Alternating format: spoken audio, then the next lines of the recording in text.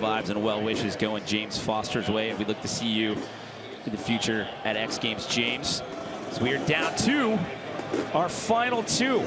They are currently sitting in medal positions. Can they bump up and take that lead away from Josh Sheehan? This is Rob Adelberg on course for 75 seconds. And this is going to be an interesting run. I want to see him stick this run clean. I want to see what the judges think when this run is all said and done, because Rob has a really good flow around the course. He has a good variety right there, the varial. I believe it's the Cali roll. Starting off with a really good knack front flip on that one. Yeah, remember, he had that slip up that cost him a couple of seconds there in the first run.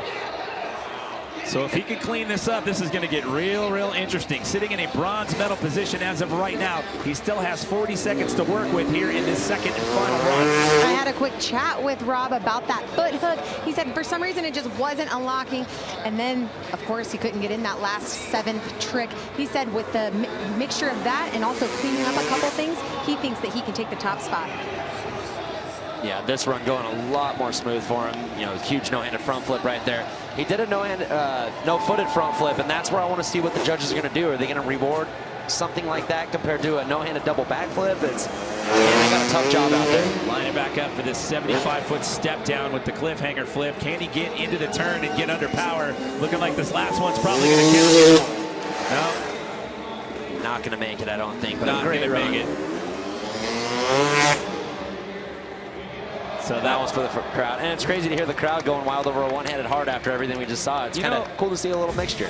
They're fired up down there. We got some hardcore Moto X fans here in Minneapolis. Look at the tuck right here on the front flip and then taking the feet off. Great extension. Like I said, it's so trippy how both their wheels are just locked up right when they take off the ramp. Front flips are gnarly. It's just crazy to watch. I mean, they both do it perfectly, but to see the different styles that they have and how they do it, but they've both put this down feather touch smooth out here tonight. I mean, going back to what I said earlier, it's baffling to me that we're at this point in the sport where you see this going down with ease in the middle of a freestyle competition. So there is a shot of your current leader. That is Josh Sheehan sitting in that top spot with a 90 flat. As we await the score, and Rob Adelberg has done it. He's into the 90s, a 92.33. A little look to what we'll see tomorrow on day 3 of 4 out here at X Games Minneapolis. Josh Sheehan, your current leader, sitting in that top spot right now with an 87.66. We had to wait for the scores to populate right there. Him and Jackson Strong, a little bit of separation. The judges obviously had a conversation about it. In your estimation, in your thoughts, what do you think was the difference that kept Josh in that top spot? Yeah, going back and looking at it, I think Josh just had an overall complete clean run. Every trick he did was smooth. Every trick he did was massive. I think maybe some of those smaller front flip variations, maybe got docked a little bit. You know, the knack front flip, it's an awesome idea, but you've got to extend the tricks when you do them. And like I said, watching Josh's run right now, you haven't seen one trick that kind of looks minimal or like he's kind of, you know, just barely stretching out. Everything's huge. No, everything's maxed out. There's no tentativeness. And a great flow around the course as well. You know, like I said, a lot of these judges, they've ridden X Games, they've been out there, they're real particular. They're gonna award guys that flow around the course and be smooth.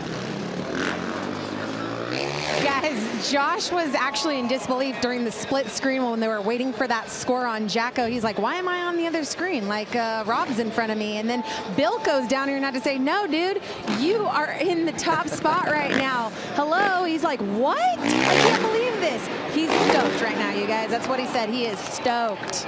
You said earlier he's a pretty humble dude, so that's a testament to that right there. I think it's funny that he didn't even realize that he was in first place and he thought Adelberg was ahead of him. Yeah, he's probably just so used to being in that 3rd to 4th place, he just kind of took it. But no, great run. He's riding so good, flawless runs. These guys are actually, now that I go, you know, I get caught in the new stuff as well. When guys are doing front flips, it's easy for me to just be like, this is the new thing. This is amazing, but man, you can't discredit what Josh is doing. Obviously, the judges are, like I said earlier, they're breaking down the minutia. They're looking at every little detail, and they're giving Josh Sheehan the love out here tonight for good, solid, clean riding and great extension. Yeah, I love it. Guys, he also told me during that first run, he even messed up a little bit. He was in the wrong gear on his last pass, and so he said he was going to come clean this up, and he wants to remain in that top spot. I didn't see a mess up. Did you, Jimmy? I was going to say, if there was a mess up, I didn't see it. Take a look at these replays. I have not seen one slip up. Everything just looked dialed.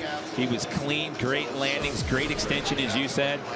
Oh, now he's excited. Now he realizes he's in first place. Well, if he doesn't realize it later on, at least he has Bilko down there to tell him. 90 flat. Hello, everyone. We are into the 90s here.